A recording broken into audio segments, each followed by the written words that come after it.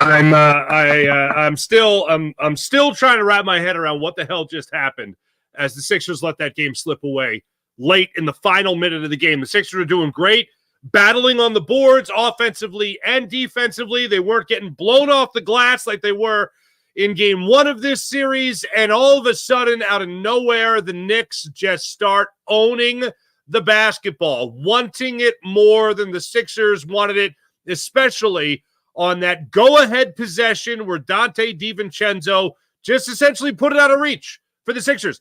Just no answer in the clutch moments of this game. Tyrese Maxey was amazing in that fourth quarter. Disappeared from the 3:51 mark of the second quarter all the way until the fourth quarter. It can't happen where he disappears like that. Joel Embiid's getting pushed around down low. He finally gets some calls go his way. He actually goes to the free throw line and misses 2 free throws in the same trip. Can't remember the last time that happened. And again, the Sixers just get owned. Not in the game, but in the final minute of regulation, they get owned on the boards, and they can't even things up before heading back to South Philadelphia for Game 3 of this first-round series. Right now, you're locked on 76ers Postcast. I'm Mark Farzetta. We're going to be giving you all the instant reaction and more here on this Locked On Sports Philadelphia, Locked On Sixers Postcast.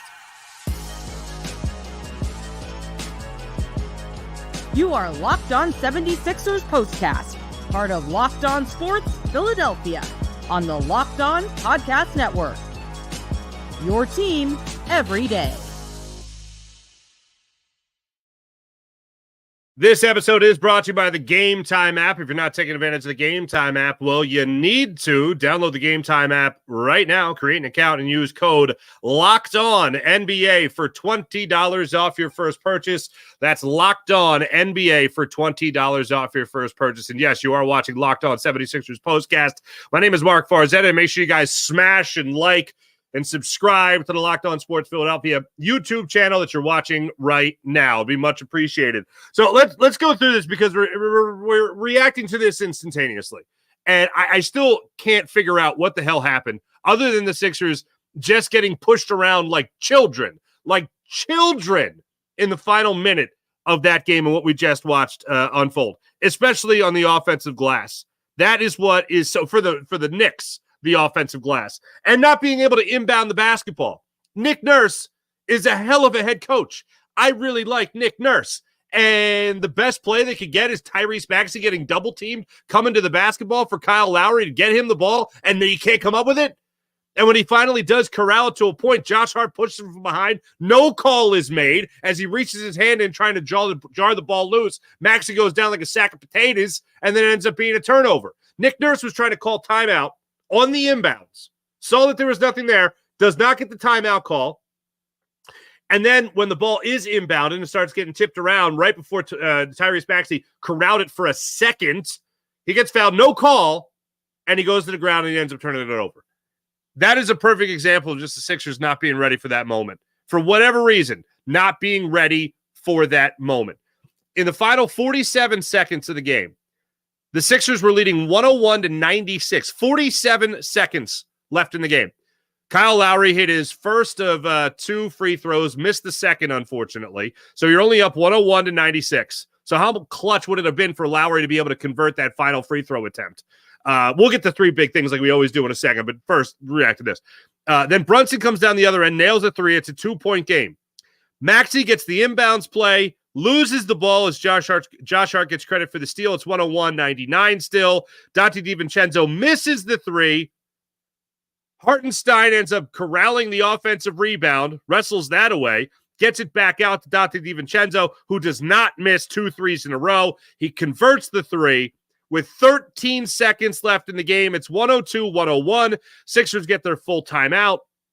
They draw up a very similar play that you saw with the Sixers being able to force overtime in that double overtime game where Tyrese Maxey dropped 52 points against the San Antonio Spurs. They draw up essentially the same play, very similar play, except Tyrese Maxey gets the ball in the backcourt and he brings it up with a full head of steam, and Hammerstein just ended up making a great block on it, and there's nothing they could do after that. It was a great defensive play. Sixers put the ball in the hands of their scorer. They weren't able to convert on that, unfortunately, and OG Anunoby ends up going to the free throw line, knocking down both free throws, 104-101. Another thing that kills me is that you didn't even get the final shot off from Joel Embiid. I went back and I watched it right before I went on. I went, hold on, they didn't even get that shot off. So the Sixers just, in the final 47 seconds, had nothing. Had absolutely nothing. So with that, let's get into three big things, as we always do here on the Locked On Sports Philadelphia YouTube channel in this 76ers postcast. Three big things. Number one, where's the help? Where is the help for the 76ers? Two all-stars. Joel Embiid, Tyrese Maxey. Now, look, I got my own bone to pick with Tyrese Maxey. I mentioned he can't disappear. I said it in the open. He can't not score. It wasn't even like he went to the free throw line and he hit a couple free throws. No. Tyrese Maxey did not score from the 3:51 mark of the second quarter to the opening minutes of the fourth quarter. You cannot go an entire quarter plus of not scoring if you're Tyrese Maxey. Not on this team. Not on this 76ers team. And if Joel Embiid is going to be leaving the game, and not only leaving the game, but going back to the locker room to get some treatment and then come back out, I mean, who knows? Then he gets his knee worked on while he's sitting out towards the end of the third quarter, wondering what you're going to get from him the rest of the way. Tyrese Maxey can't go an entire quarter without scoring a basketball. Cannot do that. Can't go an entire quarter without putting the ball through the hoop in any capacity. But yet, that's what happened in the third. But anyway, I'm telling you all this to talk about why I'm so pissed off at everybody else, all the supporting cast members. And somebody tweeted me during the game, and they said, who are you most disappointed by, basically? Kelly Oubre? Tobias Harris? Who are the guys that are really disappointed? Buddy Hield? The guy that's really disappointing me is Kelly Oubre. Because Kelly Oubre, more so than Tobias Harris, and I'll say this about Tobias Harris, okay? 10 points tonight, that is not a lot.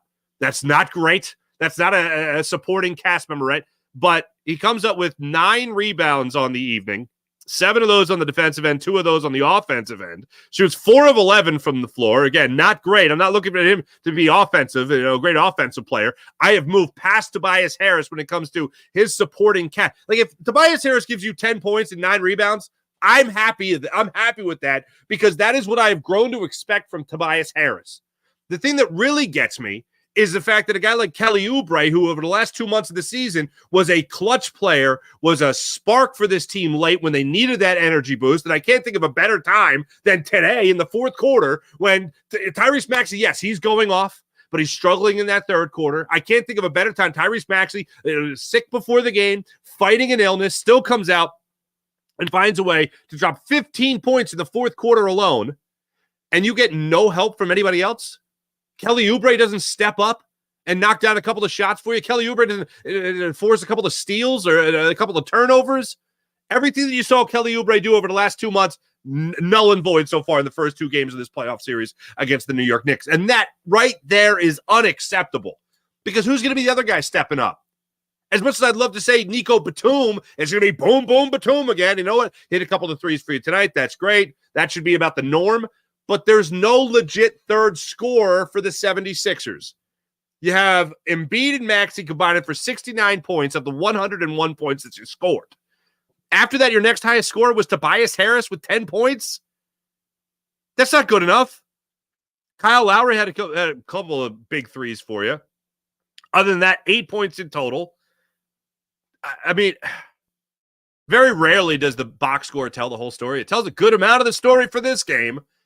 And then you look over at the Knicks, and even with Jalen Brunson struggling, and when I say struggling, 8 for 29 shots for 24 points, very similar line than he had in game 1 of this series. And then you have Josh Hart being able to get you over the 21-point mark, 21 points. He also shoots 4 of 7 from beyond the arc. Dante DiVincenzo, 4 of 8, 5 of 10 from the floor, 19 points for him, clutch points for the Knicks. And nobody on the 76ers, especially in that fourth quarter, which, by the way, third quarter, which, by the way, the Sixers were outscored by 9 points. That can't happen. You need some supporting cast of the Sixers if you're going to win. If you're telling me that you're getting almost 70 points combined from Embiid and Maxey, I'm telling you, you're winning that game, because Kelly Oubre is going to step up, and he's going to get you 18, 20 points. Kyle Lowry is going to go off. Nico Batum is going to go off. Somebody else. Buddy Hield's going to hit you 5 of 11 from beyond the arc. No. Invisible. That's number one. No help for the supporting, no supporting cast to your 2 All-Stars. Number 2, at what point, on a day where, let's see, 55-33 was the rebounding difference in game 1. You lost the rebounding battle in general, 55-33. You actually do a great job of evening that up. It ended up being 44-46 in favor of the Knicks, 2 rebounds. As far as the offensive boards went, the Sixers pulled down 10 offensive boards. The Knicks pulled down 12. You evened it up. You were actually dead even. Late in the third quarter, you were dead even in the rebound battle. Even across the board. As far as defensive rebounds went, even. Overall rebounds went, even. Offensive boards went, even. Oh, my goodness. That's a huge win to be even after their performance in game 1. Huge win for the 76ers. So what was the difference again? 2 rebounds. 2 rebounds in that fourth quarter. And what kind of rebounds were they? They were, say, offensive rebounds. And what did I say yesterday? Or excuse me, after game 1, what did I say? You can't get credit for second chance points if they're third chance points. Dante DiVincenzo got you a huge 3 on a third chance point, basically. Absolutely horrendous. Absolutely horrendous for the 76ers. And you finally have a game where you're looking at Tyrese Maxey to really lead you to what was a 5-point lead late in that game, and you just let it slip away because nobody else was able to step up and hit big shots for you. I'll say that, Tobias Harris, again, I'm not expecting much from him, but here's what I would like to see from Tobias Harris. And I don't mean this in a statistical sense. I mean in just playing time, less. I'd like to see less of Tobias Harris. Less of Tobias Harris would be fantastic. Even on that missed shot by Jalen Brunson in the corner 3 in the final minute of the game, Brunson just bricked it. He just flat out missed the shot. Tobias Harris got blown off the ball with a head fake, and next thing you know, he's all on Brunson. Brunson throws him a little shimmy to get him off him. He got him off by like 5 feet. And then fortunately for the Sixers case, it bricked. And then there's a scrum for the basketball. But 2 of the big things so far I look at, number 1, no help. I look at number 2, you actually helped yourselves with rebounding, except for the final 47 seconds of the game. Number 3, I'm going to need something from Nick Nurse here. I need some kind of optimism. I need something to root for. I need something to get excited for. And as of right now, what I'm seeing from the 76ers team is nothing to get excited about, nothing to get amped up for. Because if no one's going to step up and help this team win, if no one's going to step up and help Joel Embiid, I need Nick Nurse to find some kind of combination, find some kind of spark that's going to help this team. Because Buddy Hield right now is just a hole out there. He's a defensive liability is what he is when he's out there on the court. Paul Reed went out there, didn't give you much, but at least he was hustling around for basketballs. Nico Batum came off the bench, gave you 32 minutes. Good to see that from him. Production-wise, 5 rebounds, 6 points. Gonna need a little bit more from Nico. Both those, by the way, came from beyond the arc. Nick Nurse needs to show off in these next 2 games, games 3 and 4 of this series, why he's such a great coach. I would love to say that somebody's just going to step up and hit their shots, but I don't know who you're going to have confidence in. Anyone not named Joel Embiid, anyone not named Tyrese Maxey. It's beyond frustrating to look at how hard the Sixers fought for 3+ quarters, 46 minutes, 47 minutes, and 13 seconds, and just came up small in that final minute. As I mentioned earlier, we'll get into Joel Embiid's injury status and overall how he looked coming up in a second. We're going to get into Joel Embiid and how he looked overall. We'll get to that in a second here on the Locked On Sports Philadelphia YouTube channel. By now, you've heard of Monopoly Go. If you haven't heard of Monopoly Go, oh, baby, you're missing out. I need to tell you, I get a little competitive when it comes to Monopoly Go. If you played the classic Monopoly, this is a great twist on classic Monopoly, and you can play it anywhere at any time. You explore hundreds of Monopoly boards from Las Vegas to Camelot to the moon, all while raking in huge fortunes. You can charge rent on the iconic properties, just like classic Monopoly. You can do this with Monopoly Go. Just download it on the App Store or Google Play Store. Make sure you take advantage of all of it because it's so much fun. You can charge your friends rent when you sign up and play against your friends. That's what I like to do. I just recently got atop the leaderboard. Not to brag, hell of a Monopoly Go player. But you can go after their Monopoly money as well, pulling bank heists in Monopoly Go and taking wrecking balls to their landmarks. Take that, friends of mine. But my favorite part, the leaderboards, like I said, you can track it all. Where you can see on Monopoly's Tycoon, you can see who's the biggest tycoon in the game and who's going bankrupt. So go get yourself on the charts. Download Monopoly Go now for free on the App Store and Google Play Store. Do it all. You see it right there, the lower third of the screen, the App Store and Google Play Store. Monopoly Go for free. Download the App Store and Google Play Store right now. Monopoly Go. You've heard me talking a lot about the Game Time app as well. Take advantage of all they have to offer with the Game Time app. And I'll tell you why I love the Game Time app. Many reasons. Most notably, buying tickets has never been easier or more efficient than it is right now. And, keyword, reliable. Never been more reliable than it is right now with the Game Time app. And also, check this out. Game Time is now authorized ticket marketplace of Major League Baseball, which makes getting tickets even faster and easier. Prices on the Game Time app, by the way, actually go down closer to first pitch. More reasons why I love the Game Time app. Last-minute ticket deals, flash ticket deals, zone ticket deals as well. An easy way to buy MLB tickets, NBA tickets, all kinds of tickets to the event, the comedy show, the concert that you want to go to, the sporting event, all in the Game Time app. Also, don't forget about the lowest price guaranteed. Even if there's an event cancellation, you get an event cancellation protection, job loss protection, and you could customize what you want to buy on the Game Time app. So they have all-in pricing. You know, like that surprise when you go to checkout. You go to check out of the cart. All of a sudden, whoa, $40 in an inconvenient convenience fee? What are you talking about here? So you can do all that right there on the Game Time app. You can also view the seats before you buy them so you know exactly what you're getting. And then the Game Time guarantee, which means the lowest price guaranteed on the Game Time app, as they'll credit your account 110% of the difference if you find tickets on another site or another app for less money in the same section or row, 110% of the difference. Game Time ticket coverage, your purchase is covered with the most flexible customer service policy in the ticketing industry as well. Take the guesswork out of buying tickets with the Game Time app. Download the Game Time app to your phone. Create an account. Use code LOCKEDONNBA for $20 off your first purchase. Terms apply. Again, create an account. Use the redeeming code LOCKEDONNBA for $20 off your first purchase. Download the Game Time app today. Last minute tickets, lowest price guaranteed.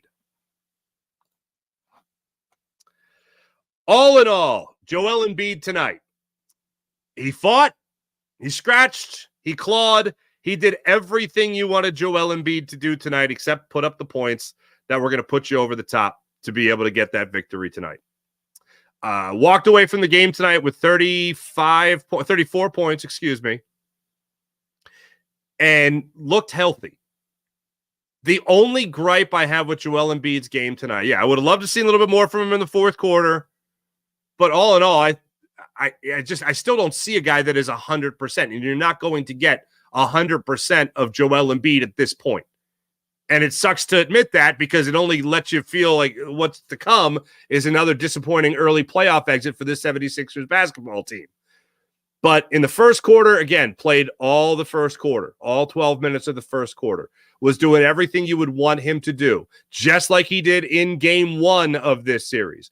Went out there, got rebounds for you, went out there, hit his little bunny jumpers, got to the free throw line. He was aggressive from beyond the arc as well. Wasn't afraid to put the ball on the floor. If you wanted him to look like he was 100%, he looked like he was 100% in tonight's ball game.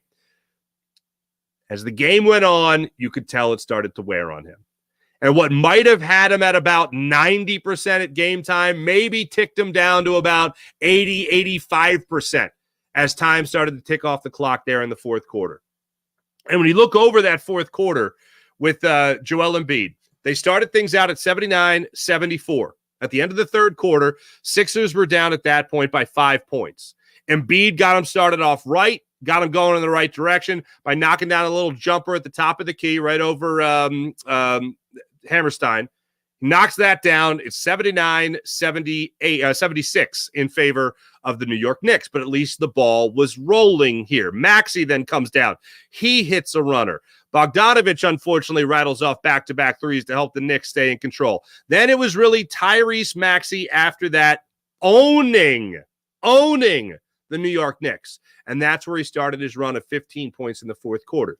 You didn't see Joel Embiid get back on the scorers chart, unfortunately, until 94-92, where he hit a jumper while he was getting fouled. He would convert the N1 situation, made that happen. Sixers were all of a sudden only down 2 at that point. Maxey comes down, hits the driving layup, gets 10 points, 30 in the game at that point, and he makes it again a 2-point basket. Excuse me, at that point, he tied it up at 94 all. But as you look on down the list for the rest of that quarter, it wasn't Joel Embiid's game anymore. That game fell squarely in the hands of Tyrese Maxey towards the end. You want to see Joel Embiid come up with one of those clutch rebounds. If he's able to do that, you're talking about a much different basketball game. He couldn't do it. I mean, you had guards scraping. I mean, Kyle Lowry actually got a call reversed. Shockingly, the Sixers actually had a call reversed. They were called for the foul, and then it was reversed when it was Hammerstein, Embiid, DiVincenzo, and Lowry going after the basketball late in the game, and the call ended up getting reversed, and the Sixers actually maintained possession on it. But in that particular situation, that's where you want to see Joel Embiid be able to come up with that rebound and rip it away, and you did not see that in this part in the game. And that is, again, what makes you very concerned about the well-being of Joel Embiid going forward. This is what the Sixers are going to put out there come game 3. Nothing's changing. Kyle Lowry looked like it went down pretty hard on that scrappy play where Maxey hit the floor, and while everyone was figuring out what the heck happened with Dante DiVincenzo knocking down that 3 on that second chance point, Kyle Lowry was lying there on the court clutching his knee. So I look forward to finding out what the prognosis is there. Hopefully he's okay. He'll be okay to go come game 3. But as of right now, what you saw from the 76ers team down the stretch was just, again, those rebounds coming back to bite him in the old behind. And the guy you're expecting to hopefully come down with those rebounds, one he couldn't get tonight. Unfortunately, Joel Embiid was in that 47-second mark of the fourth quarter. The Sixers just didn't have an answer. We'll break it down further, look ahead to Game 3 in South Philadelphia after a word from our wonderful sponsors. Let me tell you right now about the amazing people at the Prize Picks app. Prize Picks, America's #1 fantasy sports app with more than 3 million members. It's the easiest and most exciting way to get in on all the action while you're watching favorite players, watching favorite sports. All you got to do is simple. Pick more or pick less on 2 or more player stats and watch the winnings roll in. I had more tonight for both Joel Embiid and Tyrese Maxey. Both had they had more than 30 points, the both of them. So I hit on both those. Where I did not hit, unfortunately, was I expected Nico Batum to have more than 2 threes. I thought if he was going to be the guy, I thought of all of them, he was going to be the guy to go off. He was not the guy to go off, unfortunately. So that, for me, was not a win. But when you watch your sports, especially playoff basketball, you can win up to 100 times your money on Prize Picks with as little as 4 correct picks. You can earn $10 and turn that into $1,000 with basketball, hockey, all that going on with Prize Picks. And they're America's #1 fantasy sports app. Prize Picks, the best way to get in on the action when it comes to more than 30 states across the country, including California, Texas, and Georgia. Want to play alongside some Prize Picks favorite players like Meek Mill, for instance? He's on Prize Picks. Community plays under the promos tab on the app. Take it all in on Prize Picks. I like testing my skills in the Prize Picks app when it comes to the basketball playoffs. Most exciting way to play daily fantasy sports. If you have the skills to turn $10 into $1,000, it'll only take you a couple of steps.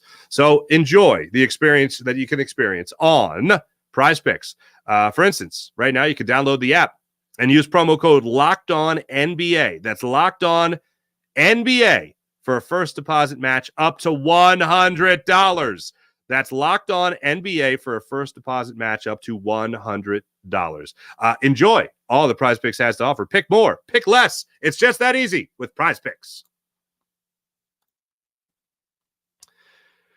So now the Sixers pick up the pieces, headed back to South Philadelphia, trailing in this series 2-0. I believe it's 92% of the time. 92% of the time, the team that's up 2-0 in a series goes on to win that series. So not great, once again. Not great at all. Joel Embiid and Tyrese Maxey can't do it themselves. So now you get a couple of days here. Next 2 games will be in South Philly. And the Sixers will try to find some answers by Thursday night. And what answers can they come up with? Joel Embiid healthier by Thursday? Another day of rest? Okay, maybe. Closer to 100%. Tyrese Maxey kicks whatever illness that he has. And it doesn't affect him going into the game. Doesn't make him disappear for an entire quarter. Working on rebounding drills. One thing that I did not see in this game enough of, if I saw it at all, was the Paul Reed, Joel Embiid on the court at the same time.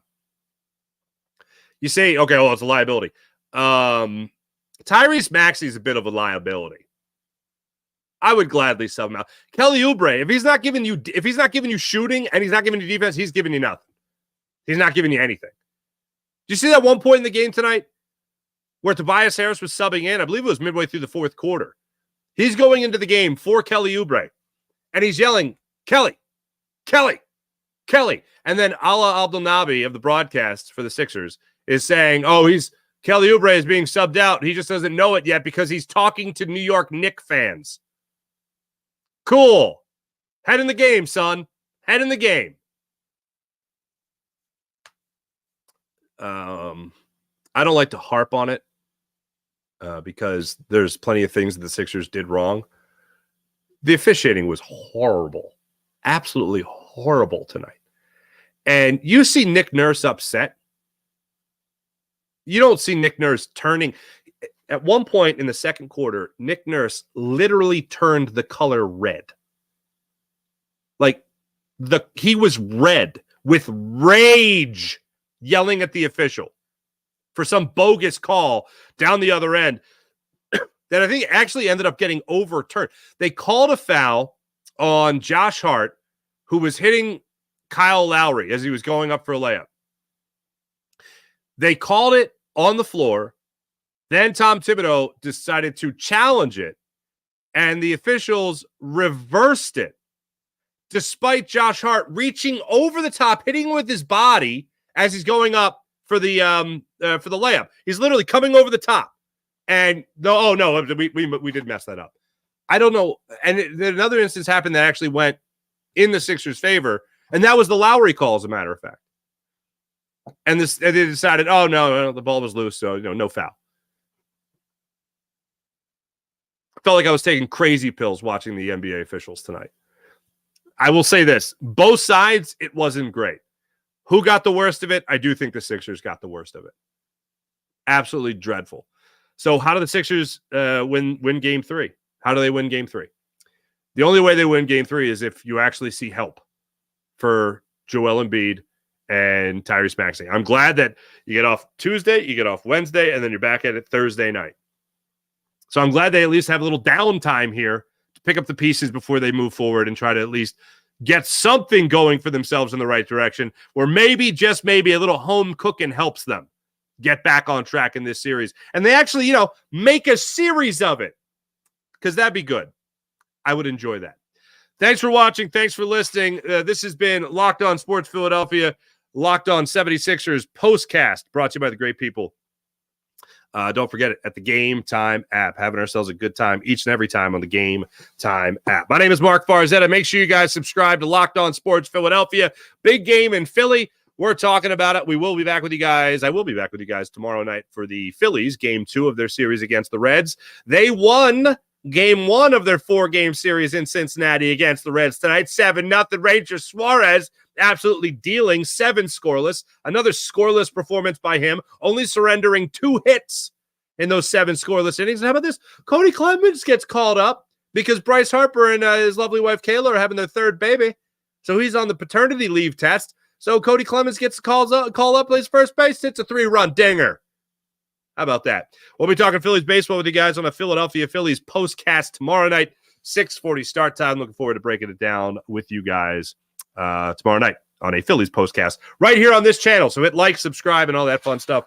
And I'll catch you guys tomorrow night. Thanks for watching this 76ers postcast on the Locked On Sports Philadelphia YouTube channel. Catch you guys tomorrow. See ya.